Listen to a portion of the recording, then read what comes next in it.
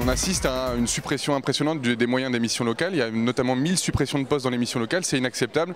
Et aujourd'hui, via le petit train pour l'emploi, puisque petit moyen, petit train pour l'emploi, les conseillers des missions locales veulent montrer qu'ils sont toujours motivés pour accompagner les jeunes, que c'est eux qui sont sur le terrain, qui accompagnent les jeunes au quotidien et que ces suppressions de postes vont lourdement peser sur leur travail au quotidien pour l'accompagnement des jeunes.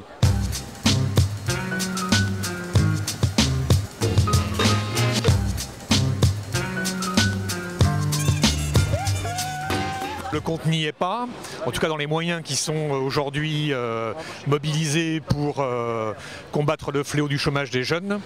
On a pris cette initiative d'organiser à notre tour le petit train de l'emploi pour faire connaître le désarroi des personnels des missions locales sans moyens et a fortiori lorsque le gouvernement s'apprête à ne pas remplacer plus de 1000 postes qui sont aujourd'hui des CDD dont on a besoin dans le réseau. On nous retire des moyens énormes et ces moyens qu'on nous retire, c'est forcément au détriment des jeunes. Alors comme en principe le gouvernement nous dit que la priorité c'est l'emploi des jeunes, on ne comprend pas très bien cette espèce de dichotomie entre d'un côté il faut s'occuper des jeunes et de l'autre côté les moyens qu'on nous retire. Voilà, alors j'en espère que monsieur le ministre comprendra ce message. C'est simple, mon collègue il est en CDD, donc il ne sera pas renouvelé pour cette année. On a une deuxième personne qui est également en CDD, qui ne sera pas renouvelée. Donc on retourne au budget de 2009. Quelles sont les conséquences pour les jeunes, la disparition des conseillers? C'est simple, c'est-à-dire plus de dossiers par conseiller, donc moins de temps consacré par jeune, donc moins de suivi, des rendez-vous qui vont se rallonger à 15 jours, 3 semaines. Et du coup, en fait, il y a risque des décrochages aussi des personnes, des motivations, etc.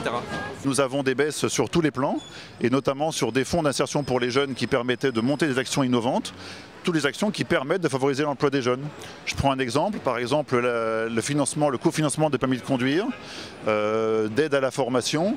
Il y a beaucoup de choses qu'on a apprises qui malheureusement ne vont pas dans le bon sens alors qu'on est en pleine période de crise et que vraiment il devrait y avoir un Grenelle d'urgence vraiment de l'insertion des jeunes puisqu'il y a une réelle difficulté et on le voit tous les jours, le chômage des jeunes ne décroît pas.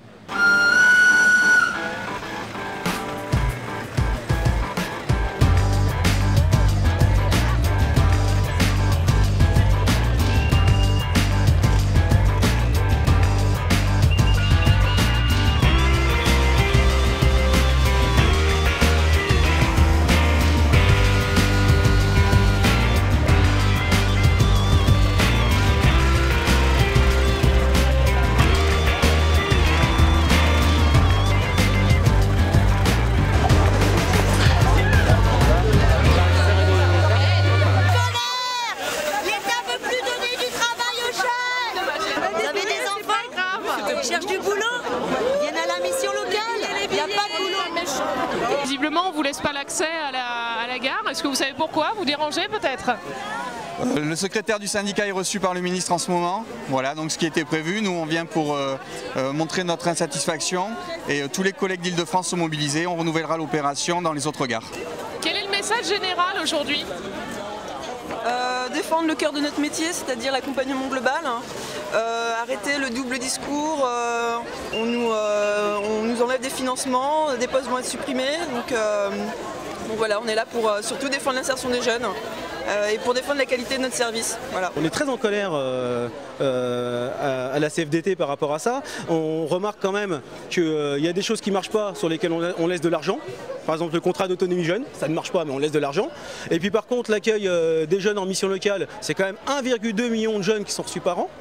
Et là on supprime des postes, on ne comprend pas. Donc non seulement on est en colère et en plus on ne comprend pas.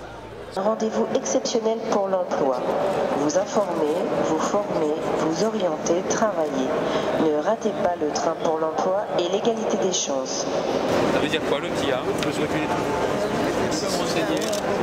Excusez-moi d'être très pratico-pratique. Là, je vois qu'à Meudon, agent d'entretien du bâtiment, ça dure 8 mois, niveau de qualification 5. Monsieur Bertrand, Oui, pardon. Qu'est-ce que vous pouvez dire aujourd'hui aux conseillers de mission locale qui sont devant la gare du Nord et qui voient leurs effectifs réduits? Et je ne comprends pas pourquoi. Le budget de l'État, il est exactement le même, à l'euro près. Alors pourquoi les effectifs sont réduits? Qui ne joue pas le jeu? L'État verse exactement la même somme, à l'euro près. 190 millions d'euros, c'était la somme l'an dernier, c'est celle-là cette année. Il y a deux types de financeurs. Il y a l'État, il y a les collectivités locales. L'État, pas 1 euro de moins. Voilà la vérité. Et ce que je vous dis, c'est très simple à vérifier. Très simple. Il suffit de regarder dans tous les documents budgétaires, dans tous les documents qui ont été votés. Il n'y a pas 1 euro de moins. Mais pourtant, le FIPJ a été supprimé en Île-de-France. Non, mais par qui?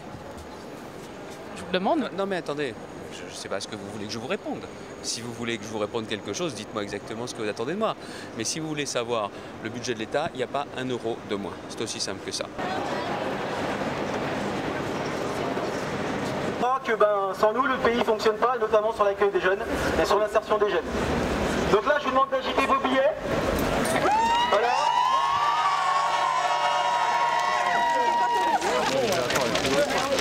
Agitez vos billets. Vos billets pour l'emploi des jeunes.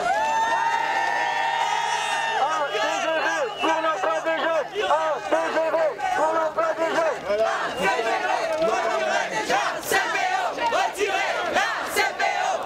Serge Pape, est-ce qu'on peut avoir un petit peu savoir ce qui s'est passé lors de votre rencontre avec Xavier Bertrand et peut-être un premier bilan de cette action? Alors c'est pas Xavier Bertrand, c'était ses conseillers, envoyés par Xavier Bertrand.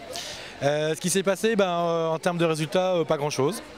Qui nous ont écoutés longuement, qui nous ont dit, comme on pouvait s'y attendre, que c'est un problème financier, que Bercy, etc., pas d'argent, que quand même on exagérait un peu, que les directives de l'État n'étaient pas si terribles, qu'ils étaient dans un dialogue de gestion. Mais ça quand même, ils ont entendu qu'il y avait un vrai problème aujourd'hui de confiance entre la gouvernance de l'État et le réseau, qui était vraiment maltraité, et que leurs consignes et leur pilotage par le chiffre et l'objectif au chiffre détruisaient notre travail.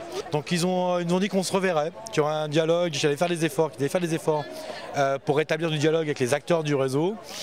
Mais pour nous, c'est pas suffisant, parce que pour nous, c'est pas des questions d'ajustement ponctuel ou de meilleur dialogue, c'est une question de fond politique. C'est qu'il n'y a pas les moyens pour une politique d'insertion dans les jeunes, il y a du stop and go. Ils ont cassé le Pôle emploi, la CELI. L'AFPA va très très mal, ils l'ont quasiment liquidé.